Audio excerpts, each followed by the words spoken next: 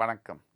உலகமெங்கிலும் நிறைந்திருக்கும் ஜீ தமிழ் தொலைக்காட்சியின் அன்பு தமிழ் நெஞ்சங்களுக்கு அடியேன் சுபாஷ் பாலகிருஷ்ணனுடைய அன்பான வணக்கங்களும் வாழ்த்துக்களும். இன்னைக்கு இந்த ஆடி அமாவாசை, ஆடி மாதமே ஒரு சிறப்பு மாதம். இந்த ஆடி அமாவாசையை ஒட்டி முன்னோர்களுக்கு பித்ருக்கள் சம்பந்தமான கர்மா, சாபங்கள், அதை எப்படி சரி செய்வது போன்ற விஷயங்களை பற்றி பேசிட்டு வரும்.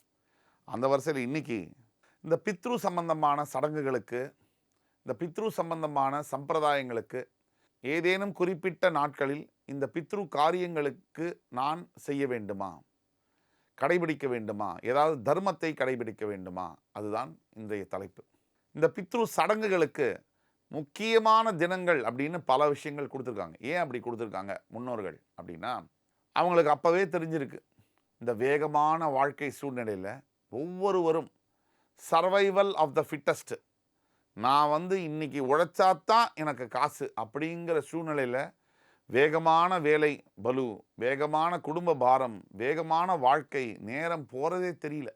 உண்மையாகவே ஒருத்தருக்கு தொழில் சம்பந்தப்பட்டோ, வீட்டில் இருக்கக்கூடிய பிரச்சனைகள் சம்பந்தப்பட்டோ, வாழ்க்கையில் வேறு உடல் உபாதைகள் சம்பந்தப்பட்டோ பித்ரு காரியங்களை செய்ய முடியல சரியான நேரத்தில் அப்படின்னா, அதற்கு சில தினங்கள் கொடுக்கப்பட்டிருக்கு.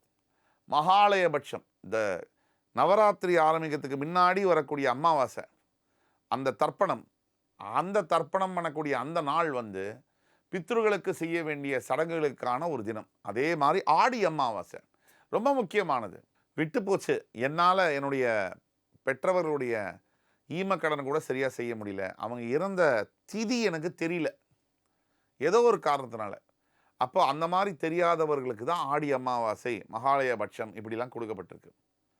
இந்த ஆடி அமாவாசை திதி அன்னைக்கு என்னுடைய பெற்றோர்களுடைய இறந்த இல்லை அவர்கள் மறைந்த தினமே எனக்கு தெரியல, அந்த திதியே தெரியல, என்ன பண்ணுறதுன்னு தெரியல. இந்த நாளில் உங்கள் பிறவியில் இருக்கக்கூடிய அத்தனை முன்னோர்களுக்கும், 6 தலைமுறை முன்னோர்களுக்கும் நீங்கள் உங்களுடைய சடங்குகளை செய்ய முடியும். ஆனால் இப்போ இறந்த தினம் எனக்கு தெரியும், என்னுடைய அப்பாவோ அம்மாவோ இறந்த தினம் தெரியும். பஞ்சமி திதி, வைகாசி மாதம், விசாக நட்சத்திரத்தில் இறந்து போயிட்டாங்க.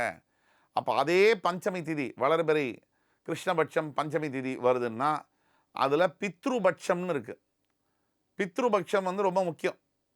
அந்த திதியில் உங்களுடைய இறந்து போன என்னைக்கு இறந்து போயிருக்காங்களோ அன்னைக்கு என்ன திதியோ அதே திதியில் அவர்களுக்கு திவசம் கொடுப்பது என்பது சால சிறந்தது.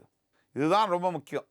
இறந்து போன அந்த திதியிலேயே திவசம் கொடுப்பது என்பது ரொம்ப முக்கியமானது. திதி மாறி செய்தால் விளைவுகள் பிரயோஜனமே இல்லை, அது திவச விரயம்னு சொல்லுவோம். கரெக்டாக ஆடி அமாவாசையோ மகாலயபட்சமோ அந்த திதியில் கொடுக்கணும். அப்படி விட்டுட்டாக்க இறந்து போன திதி தெரியணும். பஞ்சமி திதி, சப்தமி திதி இப்படி தெரியணும். அந்த திதியில் வளர்பிறை கிருஷ்ணபட்சமா தேய்பிரையா என்னன்னு பார்த்து, அந்த கிருஷ்ணபட்சமாக வளர்பிறை அந்த தேதியை பார்த்து, திதி கரணமெல்லாம் பார்த்து அந்த நாட்களில் செய்கிறது தான் உத்தமம். இல்லைன்னா அந்த திவசம் அவர்களுக்கு போய் சேருவதில்லை பித்ருக்களுக்கு.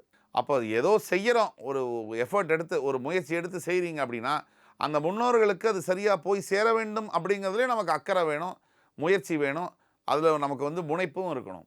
இந்த காணொலி உங்கள் எல்லாருக்கும் பிடிச்சிருக்கும்னு நம்புகிறோம். அடுத்து வரும் காணொலியில் மறுபடியும் உங்கள் எல்லோரையும் சந்திக்கும் வரை உங்களிடமிருந்து விடைபெறுவது உங்கள் சுபாஷ் பாலகிருஷ்ணன். நன்றி, வணக்கம், வாழ்க வளமுடன்.